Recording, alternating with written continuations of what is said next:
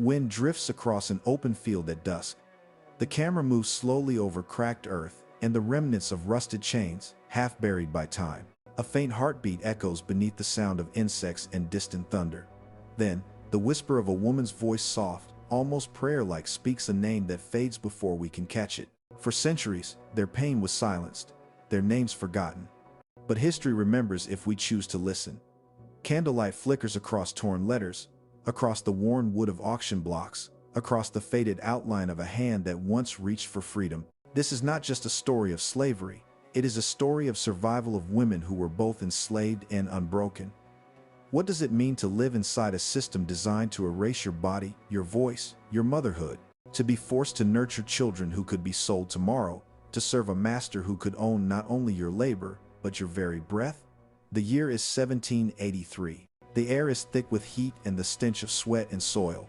Across the American South, from Virginia's plantations to Louisiana's bayous, endless rows of cotton shimmer like ghosts under the sun. Each white bloom hides the truth of who picked it and whose blood watered its roots.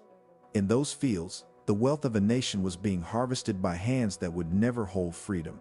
Wealth built on sugar, tobacco, rice, and the bodies of the enslaved. We know the images, the chains, the fields, the lash. But we rarely hear about the women and the particular kind of suffering they endured. By the eve of the Civil War, over 4 million souls lived in bondage. Nearly half were women. Some worked the fields shoulder to shoulder with men, their backs scarred and sunburned. Others were pulled into the big houses, dressed in coarse uniforms to clean, cook, nurse, and obey. Inside those houses, under polished chandeliers and portraits of white families smiling at their tables, another story unfolded, in silence. A hidden, filthy story that polite society refused to name. Enslaved women were not only laborers, they were captives in every sense. Their bodies were a second plantation, one that could be entered, taken, and profited from at will. In every diary written by a white mistress, between mentions of fine china and garden parties, there are quiet hints: the girl in the kitchen expecting again, the maid too light-skinned to be mine. Hints that point to unspeakable crimes woven into daily life. Those women had no right to say no. Their refusal meant punishment. Their silence was demanded, enforced through fear. A master's desire was law, his wife's jealousy, another kind of weapon. Some mistresses took their anger out on the women their husbands used: slaps, burnings, starvation, pain handed down like inheritance. And yet, beneath all that cruelty, there was resilience. They found ways to hold on through whispered songs, through the memory of names, through faith carried from Africa in the rhythm of a heartbeat. Every night, when the house quieted, you could hear it. The low hum of lullabies, the coded prayers wrapped in song. That music was their shield, their secret rebellion. The camera drifts through the sleeping quarters, dim, airless rooms lined with straw beds. A baby stirs, a mother's hand strokes his cheek, whispering a promise she cannot keep. You will be free. Outside, the overseer's footsteps fade into the night. Inside, she hums again, eyes open, watching shadows move across the wall. This is the hidden half of slavery, the part history tried to bury. Behind every plantation's polished facade stood another battlefield, one fought inside bedrooms and nurseries, in silence so heavy it could break your heart. They were forced to give life while being denied their own, forced to mother the children of the men who owned them, forced to survive in a world obsessed with domination, profit, and power. The camera pulls back, rising above the plantation, over fields stretching endlessly toward the horizon, cotton glowing pale beneath a red sky. Their stories were never written in books, the narrator whispers, but they live in the soil, in the bloodlines, in every breath of a nation that still struggles to face what it built. When dawn breaks, it doesn't bring mercy, only another day of work, another day of ownership. The sun spills over the fields and into the slave quarters, illuminating faces still damp from sleep or from tears. There is no beginning, no end, only the endless rhythm of labor and control. To be an enslaved woman was to live inside an unending transaction. Her body was property, legally defined as a possession, her existence written into ledgers beside livestock and tools. Every scar, every wound, every birth was an entry in a white man's inventory. Her womb was considered an investment, the promise of more enslaved children, more profit, more future labor. Each pregnancy, no matter how it came about, meant money in a master's pocket. He didn't just own her, he owned her offspring before they could even take their first breath. The law was filthy, cold, and cruelly efficient. A child took the status of its mother. If she was enslaved, so was her baby. The legal system ensured that rape itself became an engine of commerce, a hidden economy of abuse. Harriet Jacobs, a young woman from North Carolina, wrote later of her life under such control. "He told me I was his property," she wrote, "that I must be subject to his will in all things."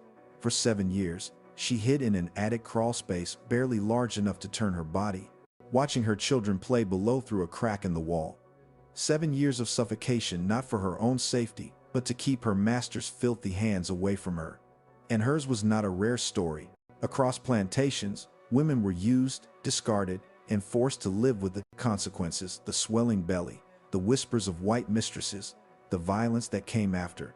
Many were punished not only for their defiance, but for the mere fact that they had been chosen to bear the shame of another's sin. White mistresses, humiliated and furious, would often direct their vengeance downward towards the enslaved women who were powerless to fight back. There are records of women forced to sleep outside in winter, whipped for giving birth to light-skinned children, starved for showing pain.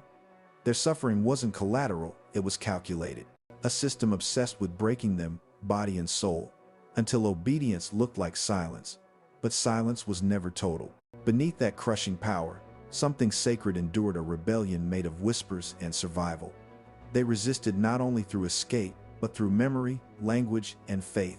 Through the tiny acts that seemed small but were everything. A mother teaching her child an African word. A woman braiding a symbol into another's hair. A group humming a forbidden song while washing clothes by the river. Every coded word was an act of defiance. Every lullaby, a secret message. Every breath, a declaration that they were still human. At night, after the overseer's boots stopped echoing, they created a world of their own. Inside the quarters, they spoke of ancestors. They told stories of spirits that could walk through walls, of rivers that carried souls back home. These weren't just myths, they were blueprints for endurance. Some fought back in ways that would never make it into history books. A few took revenge, poisoning food, setting fires, slipping into the woods under moonlight, guided by the North Star. Others resisted through care, nursing each other through sickness, sharing scraps of food, shielding children from the worst of what they'd seen. Every act of tenderness was a weapon against dehumanization. In the quiet, a woman sits, sewing by candlelight. The needle moves rhythmically, steady, deliberate. But the fabric she stitches carries a hidden pattern, a map of freedom disguised as a quilt. To the untrained eye, it's decoration. To those who know, it's a direction, a path north. Freedom didn't always mean running. Sometimes it meant surviving, holding onto your mind when your body was no longer your own.